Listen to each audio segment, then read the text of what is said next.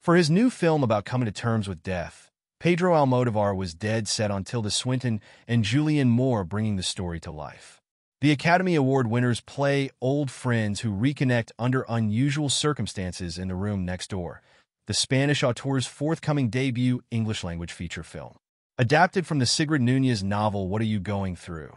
The dramedy follows Moore's Ingrid, a best-selling novelist who learns that her old pal Martha Swinton, a war correspondent, is dying from cancer. Their friendship rekindled, Martha proposes a favor.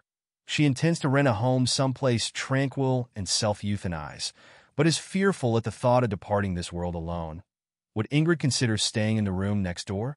In Entertainment Weekly's exclusive sneak peek at the film above, Ingrid pays a visit to Martha in her hospital room in New York, where the two discuss the latter's waning days and marvel over the abnormal pink of the snowflakes trickling just outside the window. It was this particular hospital set chapter in the novel that inspired an uncertain Almodovar to adapt the material into a film. Immediately, he envisioned Swinton, whom he last collaborated with on his 2020 short The Human Voice, as Martha. We became very close friends. Almodovar recalls of that experience to EW on a recent October morning Zoom call. I really wanted to work with her again.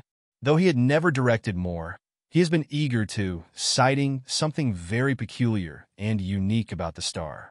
They were my first choice, he says. I sent them my script, and fortunately they were enthusiastic. Almodovar always knew he'd one day make an English feature film. It was upon completion of the script that the circumstances finally felt right. The material, he surmises, felt richer within the context of the culture. Every moment that I ask for the rights of a novel, I try, in Julieta, for example, to adapt to Spanish society. I didn't want to do this in this case, says Almodovar. In Spain, we have a law of euthanasia. It's legal, so you can do it with the assistance of a doctor. It's not the situation like in the United States where there is a big debate. I think it's worthy of debate because it's human. I think the person has the right to her or his own life. With Ingrid particularly, the filmmaker was drawn to her naivete when it came to the subject matter. Ingrid doesn't really understand death and mortality and doesn't really accept it, he observes.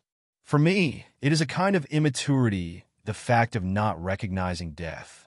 After all, and as the saying goes, death is all around us, and Almodovar has even said that he felt its presence very strongly while filming. All you have to do is turn on the television and learn that somebody's died, whether it's an accidental death or in a war zone, he elaborates. Even just today I turned on the news, I learned that 93 people have died in Gaza, and so we are surrounded by any number of deaths, be they accidental or in wars in Ukraine or Palestine and Israel. This is something that happens continuously, English or not.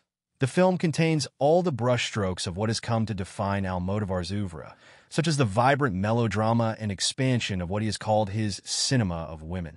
I prefer to tell stories of women, and I don't fight against that preference of mine, he says.